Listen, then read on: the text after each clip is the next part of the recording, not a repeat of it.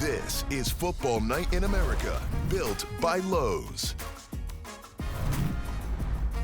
Welcome to the Football Night in America podcast presented by Lowe's. They let us out the studio, and we get to hang out here for the podcast tonight, right outside of AT&T Stadium. You see the ghost of Micah Parsons' pass, number 11 behind us.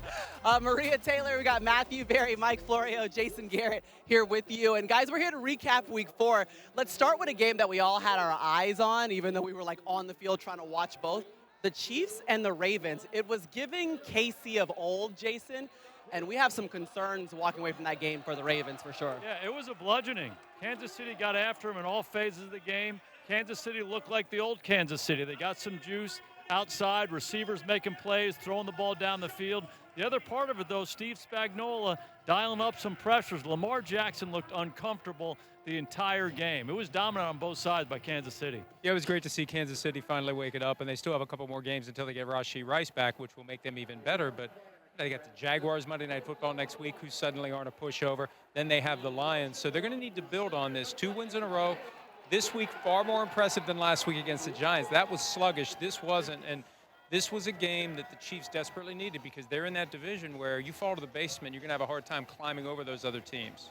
Yeah, it was a good day for the Chiefs also because, the Chargers lose as well, and we'll see what happens on Monday night with the Broncos. But for me, the Ravens, and I get it, it's an organization that doesn't panic.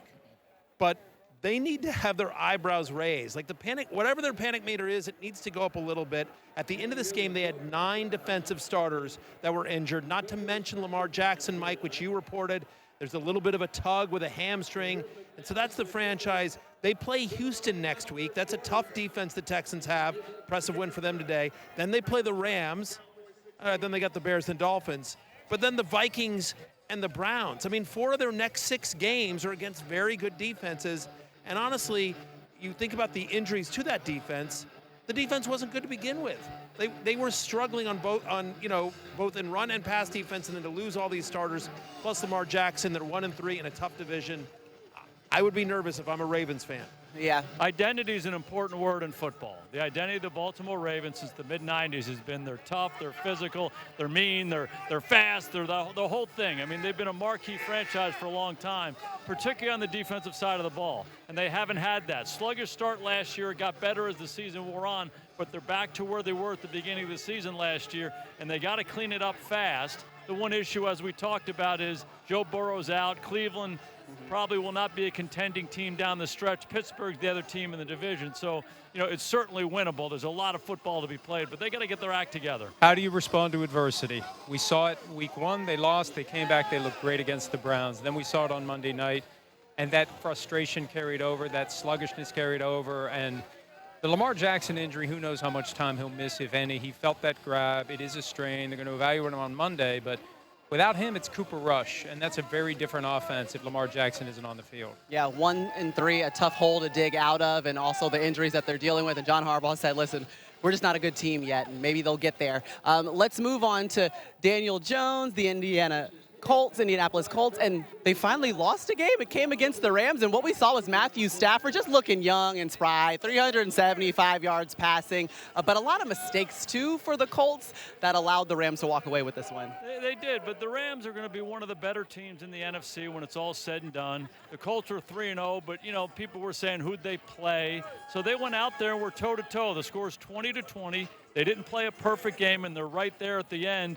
Tutu Atwell catches the 88-yard touchdown pass under 2 minutes to go. The defender slips down, so they're right there in these games. Daniel Jones continues to impress. Jonathan Taylor, one of the most underappreciated players in this league. So I like what Indianapolis is doing. Important for the Rams to win that game today after how they lost the game last week in Philadelphia. That's the key, responding. How do you respond to adversity? They had that game won, they blew it. They didn't let one loss become 2. And you mentioned Atwell. Mike LaFleur, the offensive coordinator of the Rams, was asked this week about his lack of production, and he said his time will come. I don't know when, but it will come, and it came at the most important time for the Rams. Yeah, you know what, and I think it's interesting to see what will the Colts do next week after a tough loss here, a game they easily could have won, much like the Rams did after losing that heartbreaker to Philadelphia 2 weeks ago. My take on this was that the Colts are good, right? They're well coached. Daniel Jones is playing well. Jonathan Taylor looks great. Tyler Warren Their rookie tight end has been fantastic. The defense is playing better, but they're not there yet, right? This is the kind of game that championship teams win, and the Rams gutted this one out. And so, you know, and everyone's going to talk about the amazing catch, and then for lack of better, the brain fart when A.D. Mitchell fumbles at the 1-yard line when he's just able to walk into an end zone. Championship teams don't make mistakes like that. They don't give up an 80-yarder to Tutu Atwell with 1:30 to go. And so they're on the cusp. They're getting there. Shane Steichen's done an unbelievable job, but they're not there yet to the next level where they need to be. How they respond next week will be important. Yeah, they got to learn from it and move forward. Yeah, but championship teams, we saw what they do. That would be the Eagles going down to Tampa Bay, hot, felt like 100 degrees. They had a hot start. The offense looked great in the first half, didn't complete a pass in the second half, still find a way to win. And we know that Baker Mayfield, all he's been able to do is like orchestrate comebacks and wins in the final quarter, but it didn't happen this time. The Eagles hold on.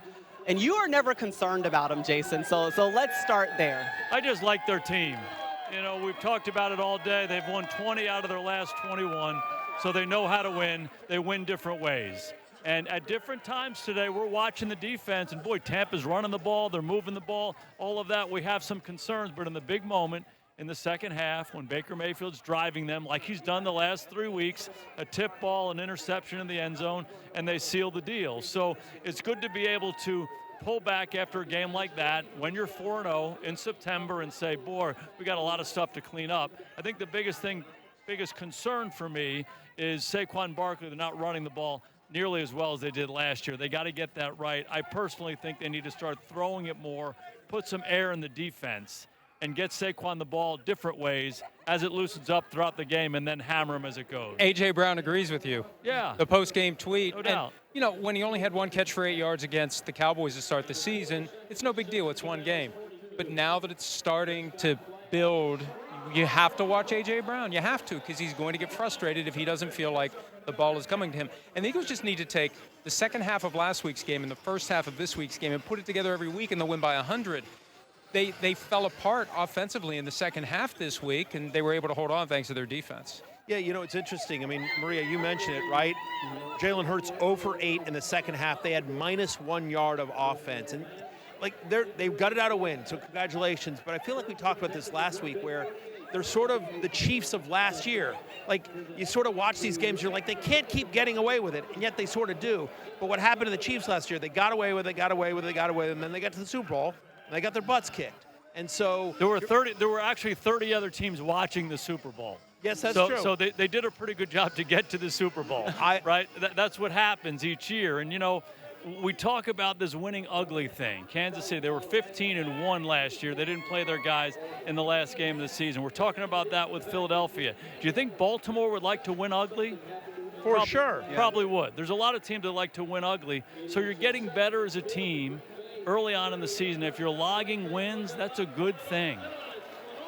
Money in the bank. September wins are money in the bank, and you build confidence, and you win games maybe you should have lost, and you're only going to get better from it. Yeah. All right, guys, it's time for Earn Your Sunday, presented by Lowe's. Can I just say one thing about Lowe's? Yeah, I'm ready. Okay, it's the value of corporate sponsorship. I'm saying this to our friends at Lowe's. Yeah. So my 3-year-old nephew was watching tonight when you and I were doing our thing, and his mother said, "Hey, look who's on TV." And he said, "Lowe's." So, thanks. Thanks, Miles. Earn your Sunday, okay? And your nephew's attention. I love it. What we're going to do today is fill in the blank, and we're going to start with Jaxson Dart. Okay, so Jaxson Dart's first NFL start was encouraging. Like, he made some mistakes, you know, but ultimately they get a win, and they get a win when their best receiver, Malik Neighbors, goes out with an awful injury early in the game. So there's some stuff they want to clean up, but if I'm a Giants fan or I'm Brian Daboll, I'm encouraged by what I saw at Jaxson Dart today. What's the adjective for moxie? Right? Because he was showing it, and he got banged around. He doesn't even let the concept of injury enter his mind. He had a hamstring. He tried to do the Derrick Henry with his hand while he was running. He hurt his hand. He got pulled for a concussion evaluation. He's just going to keep going. He's finally gotten his opportunity, and he won. He beat an undefeated team that was 4-0 last year against rookie quarterbacks. So that was a big deal to beat the Chargers, and that's something they can build on now. They beat the Saints, they're 2-3. I just don't think you can deny the fact that he provided a spark. That's the word that kept going through my mind. And he played well. He did some good things with his feet, made a couple good throws in the game, but the team responded to him. And more importantly, the defense responded to him. And sometimes we talk to Devin about this all the time, and I'm not comparing Jaxson Dart to Tom Brady, okay? And let me say that. So just to be clear, Jason Garrett is comparing Jaxson Dart to Tom Brady. That's what I heard. But Dev talked about this all the time. We lived this with Troy Aikman when I was playing here in Dallas in the 90s. When you have a guy under center who everybody believes, and all of a sudden everybody starts playing better, not only on the offensive side but throughout the team. And for the first time all year long, we've seen this defensive line show up. Now, the Chargers were banged up on the offensive line. That has something to do with it. But time and time again, they were winning as a team. And I think a lot of times that can be traced back to how much belief you have in the guy under center. All right, guys, at week 4, we only have 2 undefeated teams. It's the Bills, it's the Eagles. Let's start with the Bills. Their first loss will come. There's not a lot of choices. I'll say maybe 4 weeks from now when they play the Chiefs, against the Chiefs looking a lot better these days. And so at some point, but if it's not the Chiefs, like it's probably not until the Eagles in like December. They're going to be favored in every game they play the rest of the year. They've got a great schedule. Yeah, I don't know when it's going to come, and the Chiefs have their number in the postseason, but not in the regular season. No, I know. They can beat the Chiefs, and they have beaten the Chiefs. Right. I don't know. My official answer is I don't know. You know, the team that we've been beating up on all day long, the 4-0 Philadelphia Eagles, I think that's going to be a great match. I really do. And I think Philadelphia, this is a long way away, but they're a physical team that can cause some problems for the Bills. But we're light years away from that game. Their defense still needs work. Their defense needs work, but they're winning. All right, blank has been the best rookie in September. I'll say Tyler Warren, the rookie of the Indianapolis Colts that I mentioned. He's given them a dimension to that offense and an outlet for Daniel Jones that they've never had in Indianapolis. He's been a big reason why that offense has moved the way it has, and I think he's a big part of Daniel Jones' success so far this season. I'll say Tyler Warren. I'll say Emeka Egbuka, the Buccaneers receiver. He's been spectacular. No Mike Evans today. He comes in and has 101 yards. He's been clutch. I do want to give an honorable mention, though, to Quinshon Judkins. He just signed 22 days ago, and he really is fueling the Browns' running game, and their passing game isn't quite there, and they need to lean on him more and more. I hate to repeat the Tyler Warren, but I'm going to. I was at training camp with Indianapolis this summer and spent time with Daniel Jones, and he and I both agreed that that tight end is your best friend. And I encouraged him, have him catch 100 balls. He's going to make your life better, and he's doing that. Big reason for their success. Just so you know, the game's still going on. Yeah.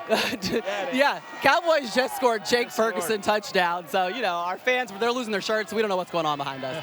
I got one more question, though, in the speed round, and then we'll get out of here and just go watch the game. The game ball for week 4, best individual performance by a player or coach will go to. God, there were a lot of great performances today, but I'm going with Puka Nacua. 13 catches, 170 yards, and a touchdown. He's got 42 receptions through the first 4 games of the year this year. That ties the NFL record. No one's ever had more than 42 receptions in the first 4 games of an NFL season. The Rams look great, and Puka is a big reason why. You know, I'm going to go all the way back to the morning game because Jaylen Warren wasn't able to play for the Pittsburgh Steelers, and Kenneth Gainwell at times looked like Franco Harris in his prime. Now, that may say something about Minnesota run defense, but they needed that kind of consistency to spark the offense and move the chains, and nobody expected him to come in and do what he did, and it helped the Steelers get to 3-1. How about Matthew Stafford? On a day when Clayton Kershaw was pitching for the Dodgers, Matthew Stafford, his high school teammate and buddy, was awesome for them. And 375 yards, but most importantly, at nut cutting time, you're under 2 minutes. He completes an 88-yard It's only week 4, and we got a nut cutting. It's already nut cutting time. Yeah. Hey, he gets an honorable mention for grilling his old boss, too. He does. You get a game ball, too, Jason. There you go. Just week 4. I don't think it was grilling.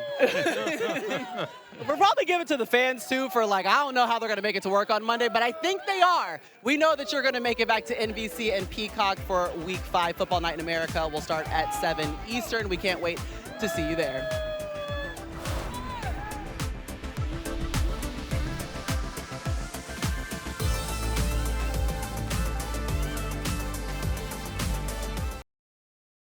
Hi, I'm Mike Tirico, and thanks for watching. Make sure to hit subscribe for the latest news and highlights from NBC Sports.